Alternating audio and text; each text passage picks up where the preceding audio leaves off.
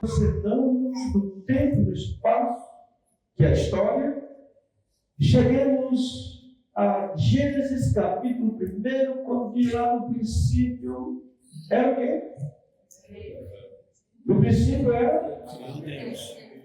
Não, está lá em Gênesis 1. Gênesis 1. No princípio, criou Deus o céu e a terra.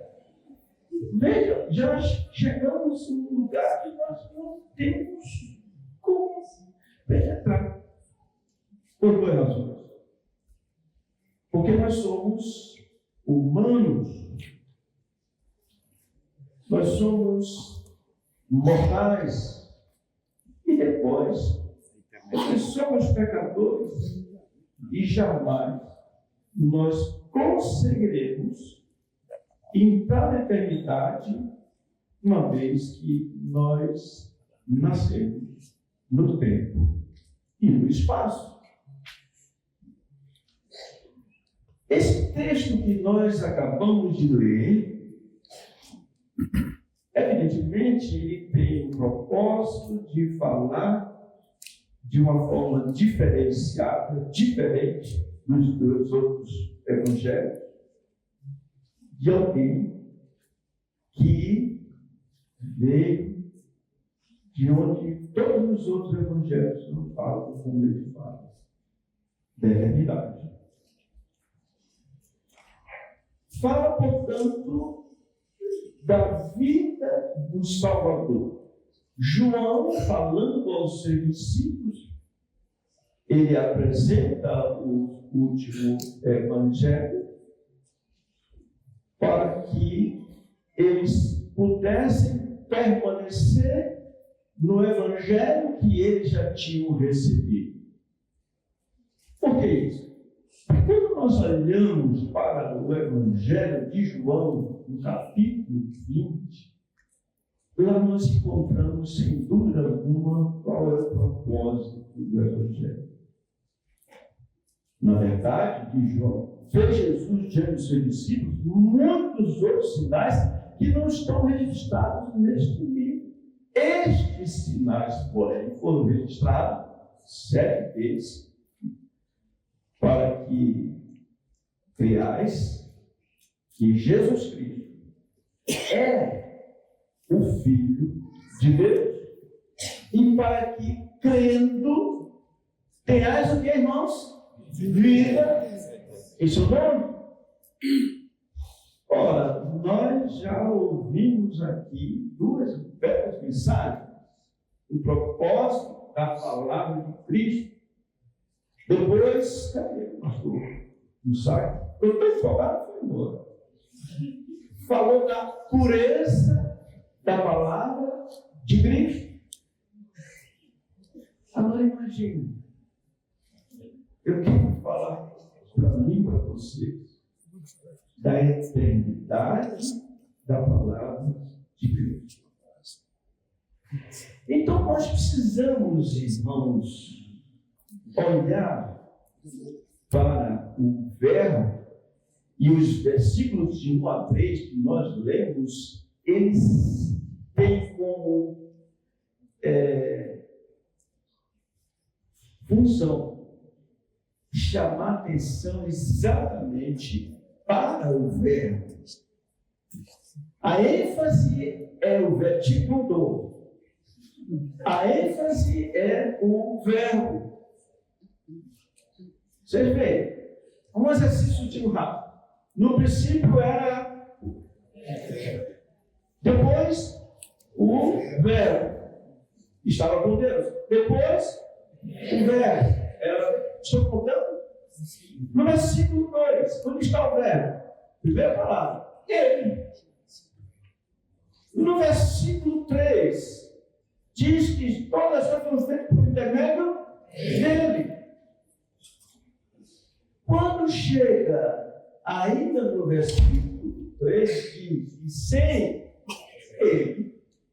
Então, a ênfase é essa, e é muito importante quando nós olharmos para a Escritura, atentarmos qualquer que seja o texto, para especialmente as palavras que são repetidas. Isso não é em vão.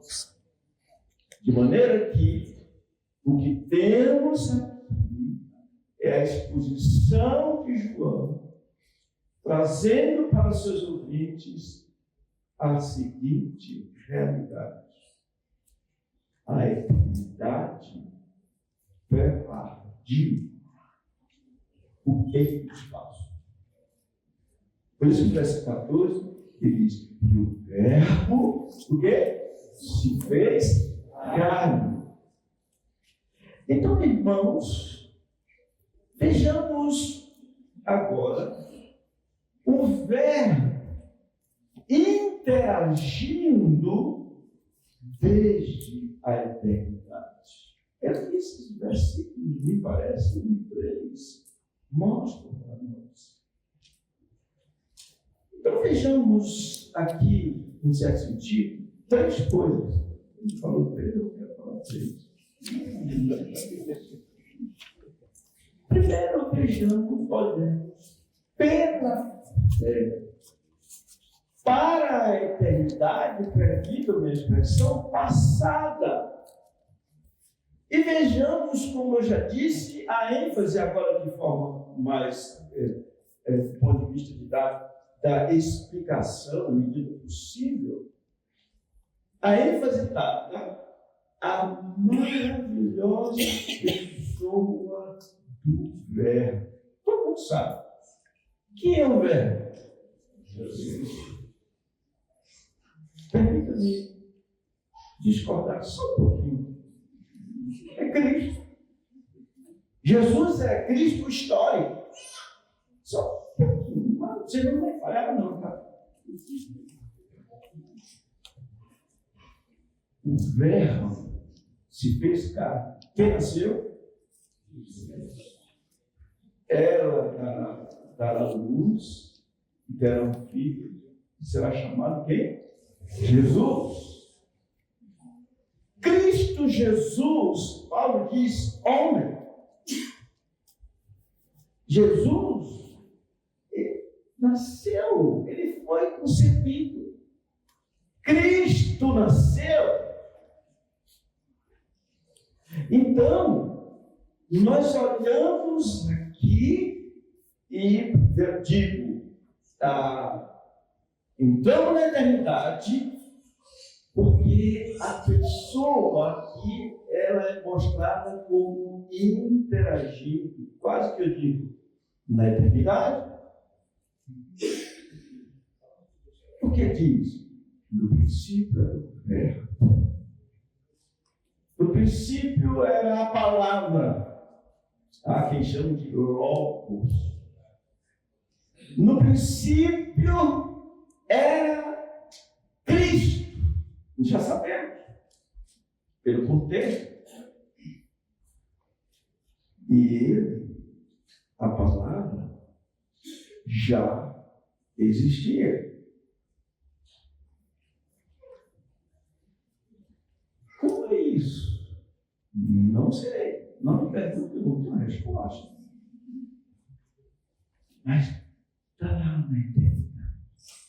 É por isso que agora nós podemos dizer, ele, o Senhor Jesus, em João 17, está apresentando como que uma oração ao Pai, um relatório ao Pai, e está dizendo ao Pai que o Pai concedesse ele a graça de ele voltar para a eternidade que ele tinha antes, ou a glória que ele tinha antes, na eternidade. No princípio era o Verbo.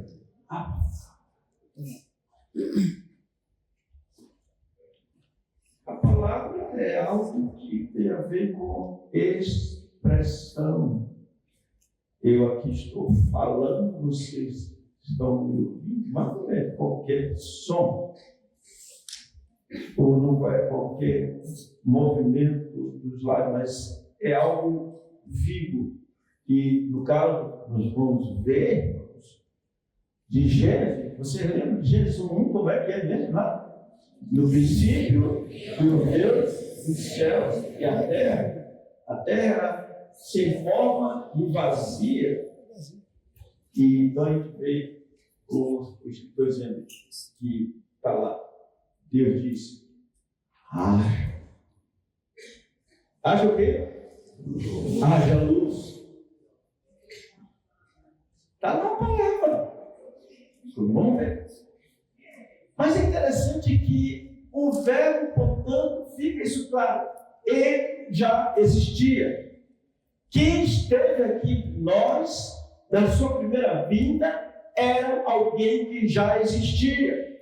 Alguém, no entanto, alguém que assumiu uma natureza humana.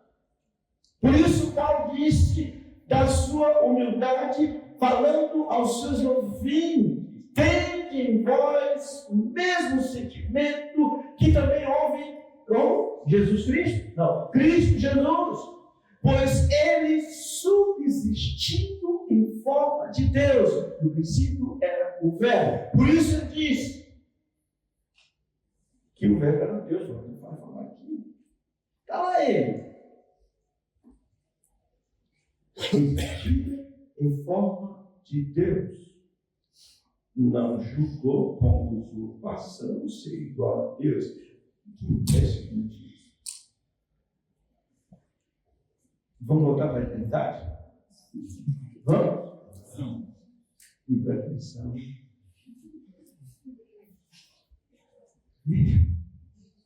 É dito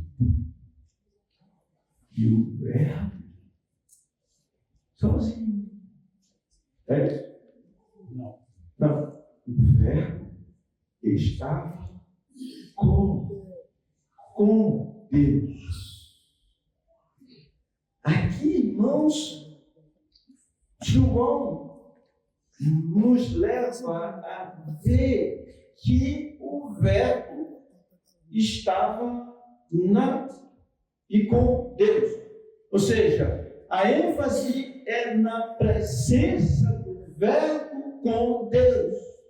Isso é algo muitíssimo importante, porque, irmãos, o fato de na eternidade o verbo estar com Deus, além disso, o fato de, pelo verbo, Deus criou todas as coisas, havia comunhão na eternidade. Olha, havia comunhão na eternidade. O que é eternidade? Eternidade. É interessante falar assim. Você não entende, eu também, mas eu fiz tranquilo. Havia comunhão. Então, quando na criação o Senhor disse: olha só, o verbo com Deus, até agora, duas pessoas. Se tivesse testemunho de Jeová aqui, ia morrer de fé. Duas pessoas. E então diz lá: façamos o homem, a nossa imagem, conforme a nossa semelhança. E uma das coisas que nós vemos, fruto do que havia na eternidade, comunhão, o verbo estava com Deus, é o fato de que não é bom que o homem esteja só. É o fato de que Deus criou o homem para se relacionar com o seu semelhante, com o seu próximo. E aqui já cabe uma aplicação. Nós que somos casados, deveríamos olhar para nossas esposas e dizer: muito obrigado, você me deixou na miséria da solteirice. Por que miséria da solteirice? Porque ser solteiro, não tendo o dom do celibato, não ria, isso é sério. Não tendo o dom do celibato, isso é. O que foi que eu chamei de miséria da solteirice? Isso é uma nova expressão. E por favor, não divulgue isso, não. Não tendo celibato, sofre. Tem solidão. Mas olha só, por que eu cheguei aqui? Porque na eternidade o verbo não estava só. Verbo estava com Deus. Irmão, realmente nós cantamos duas músicas muito lindas, mas como é que vamos entender o amor de Deus? Como vamos entender Deus vindo até nós?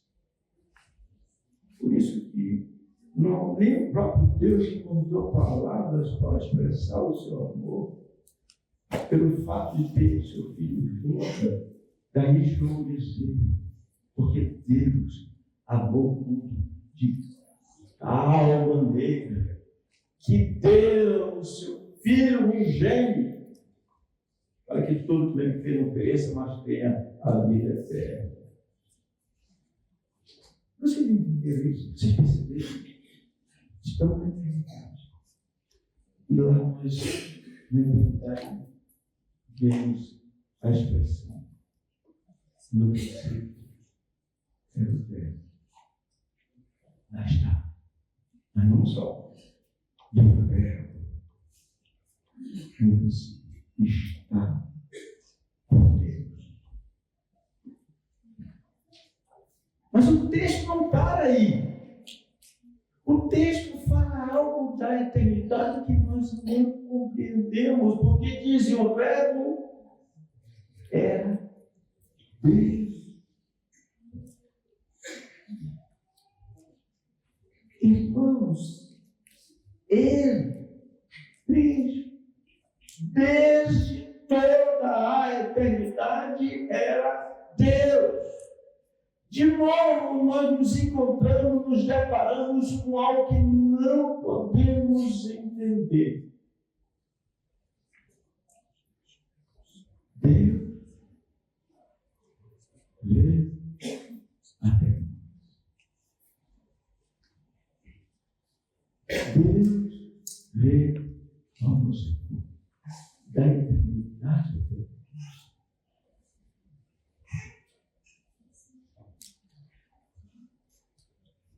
Desde toda a eternidade. A palavra,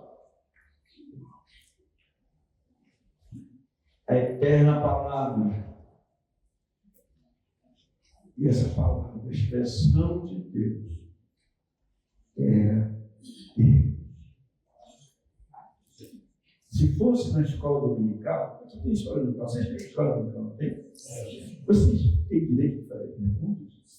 Tem atividade também? Diminuiu, sim.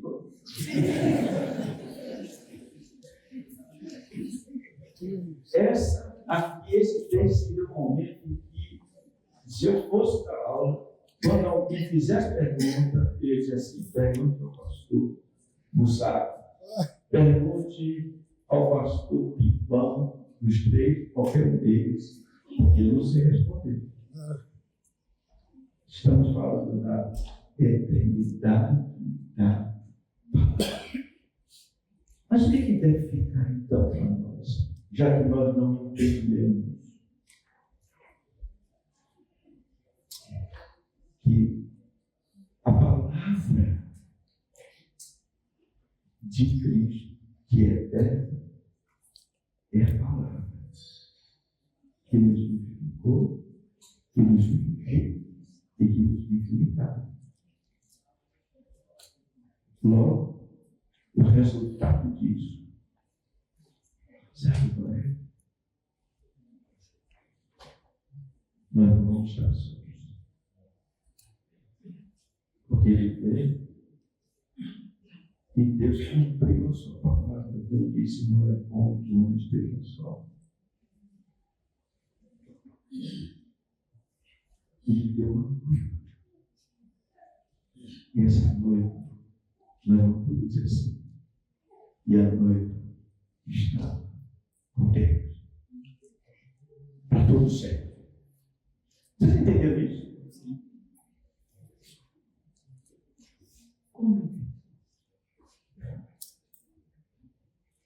Como entender o bem infinito, o bem maior que nossas pobres mentes Não dá para entender. Alguém já viu essa música?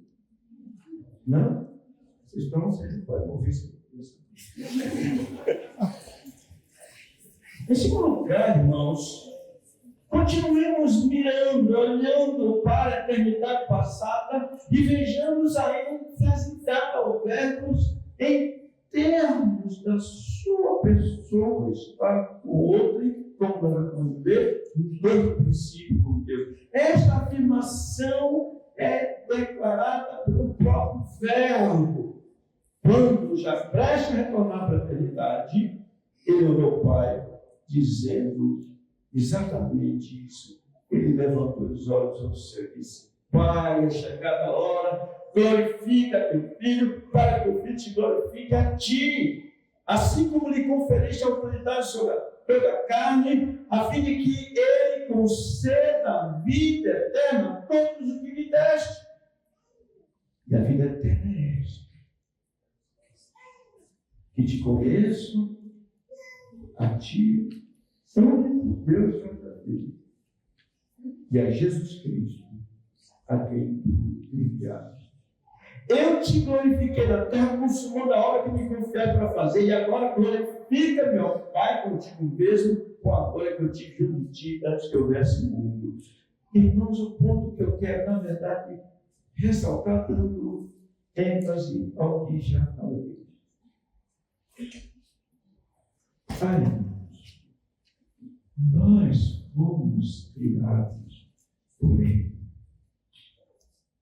para vivermos eternamente com Ele, no seu Filho, no Verbo de Cristo, cuja palavra deve ser acreditada, confiada, porque é a palavra de Deus, como já ouvimos. Toda a Escritura é inspirada por Deus, útil para o ensino, para a repreensão, para a correção, para a educação na justiça, a fim de que o homem de Deus, a mulher de Deus, sejam perfeitos, permite dizer assim, e perfeitamente habilitados, capacitados para toda boa obra. Deus está fazendo isso com a sua palavra que é eterna. Cristo.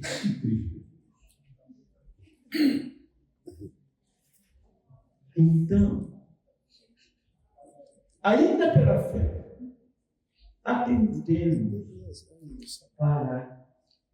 Então, eu estou falando aqui nesse versículo de 1 a 3, o verbo interagindo desde a eternidade. Agora, atendendo para a interação, ação integrada do verbo como agente criador. Criador do universo. Olha o que diz o versículo 3. Leiam juntos, por gentileza. Todas as coisas foram feitas por intermédio dele, e sem ele, nada que foi feito se fez. Tudo por ele foi criado. Se entendermos um pouco que a palavra, o verbo é a palavra, é a expressão de Deus, Deus que disse lá no início, haja luz, era o verbo em ação. Isso é tão certo, meus irmãos, que o apóstolo Paulo usa exatamente, eu peço que vocês abram suas Bíblias na segunda carta do apóstolo Paulo aos Coríntios, e vejam como ele usou exatamente o que diz Gênesis capítulo 1, versículo 1 em diante, para dizer no capítulo 4, irmão. Ele diz assim, versículo 6, porque Deus que disse, das trevas resplandecerá a luz, porque diz lá, a terra era sem forma e vazia, havia escuridão, trevas. Ele diz, ele mesmo resplandeceu em nosso coração para a iluminação da glória de Deus na face de Cristo. Ou seja, das trevas resplandecerá a Então, Deus fez tudo por intermédio da sua palavra, sempre com a palavra criadora. A palavra que é dita lá no Salmo 39, exatamente, Salmo 33, quando diz que Deus fez tudo por sua palavra. Por isso que a palavra de Cristo é Deus. Tudo bem? Quem sabe? Lá na igreja, eu agora vou muito mais confiante. Eu queria tanto que fizesse isso comigo. Quando eu vejo que alguém está com sonozinho, tá? Eu digo, vamos ficar em pé um pouquinho? É o que eu estou falando com você. Vamos ficar em pé um pouquinho, rapidinho. Eles não estão pregados assim na cadeira que não levantaram ainda. Não é possível. Pronto, agora, ó. Exercício aí, faz exercício. Aí você está dizendo, sai, não é demônio, é sono. Estão vendo? Mas não foi legal você levantar um pouquinho? Eu tenho a impressão que a palavra está sendo exposta aqui, não está? E aí, para que nem sair aqui, tudo bem? Descansado? Ele não responde. Sim? Sentemos, por favor.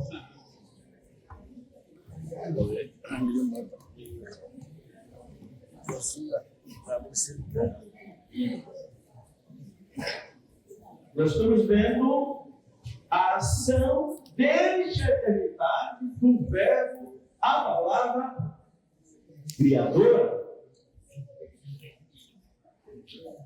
Todo o universo. Sem ele, nada que foi feito. Mas o que precisamos lembrar é isso. Tudo foi criado por ele. E João fala isso. João diz exatamente isso, em certo sentido. É isso mesmo que ele fala no versículo 3 aqui. Irmãos, é impressionante o que o escritor de Hebreus fala de Jesus.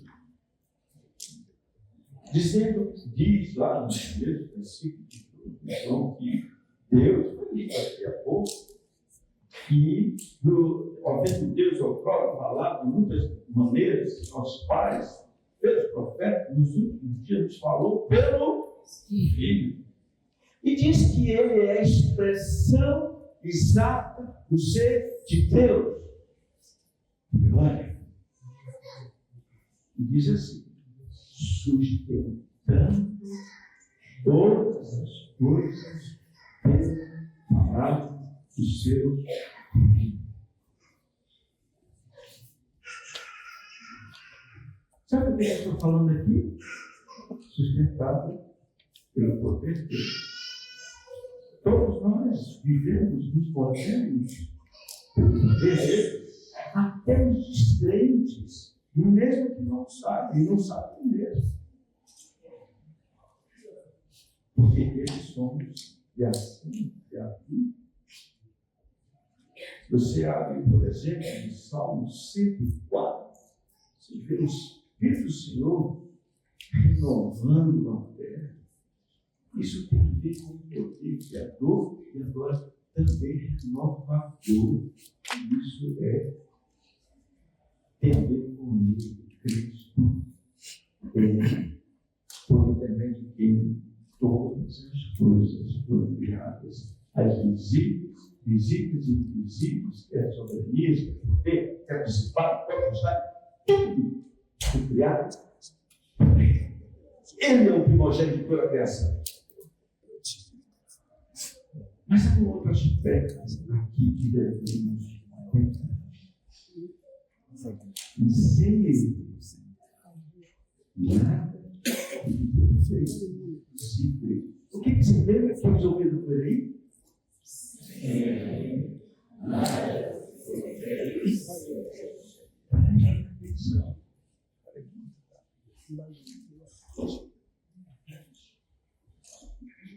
Na eternidade, depois passar na eternidade, comunhão com o Pai, entra ele no tempo e espaço, ele cria o tempo e espaço, ele cria o universo. E a Bíblia diz que se ele nada foi feito, se fez.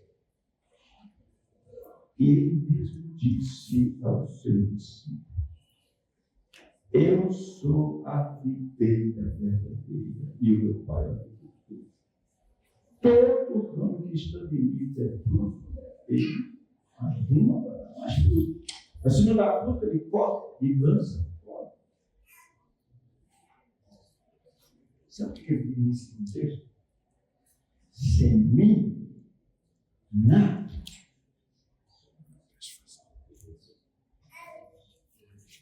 Não quero acreditar. Eu estou lendo João, capítulo 15. Sem mim, nada podeis fazer. Está vendo? O pastor dá a referência, assim, que falou. O HT funcionou direito. Sem mim, nada podeis fazer. Meus irmãos e irmãs,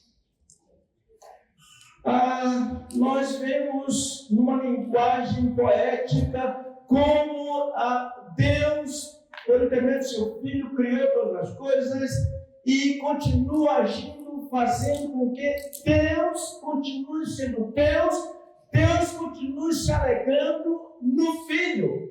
Por isso é que nós encontramos o Senhor Deus dizendo: tu és o meu Filho amado, em que amamos se comprais. Por isso que a alegria indizível e cheia de glória, ela só será experimentada por aqueles que creem nesse Verbo, nesse Cristo. Nada.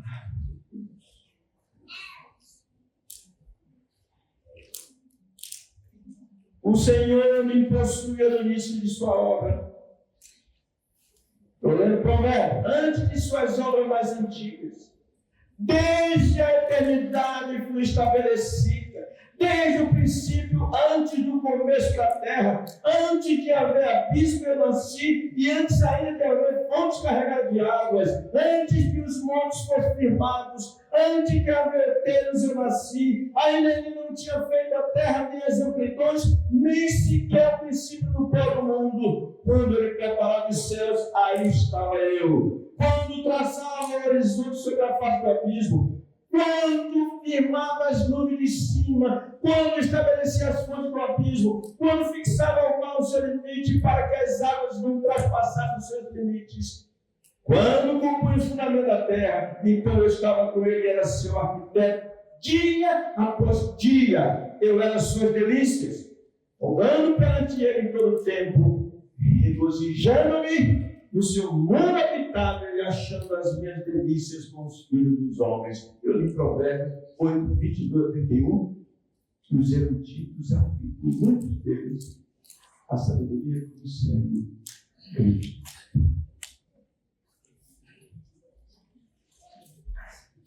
Irmãos, eu gostaria de trazer três lições do que nós vimos. É a eternidade da palavra. Primeiro, aquilo que alguns alunos ouviram de mim na terça-feira. Por ser eterna a palavra de Cristo, ela deve ser dita primeiro, como ela é, independente. Em que sentido? Não é coreografia, não são as músicas, não tem nada que possa contribuir o mínimo possível para que alguém nasça de novo. Só a palavra de Cristo.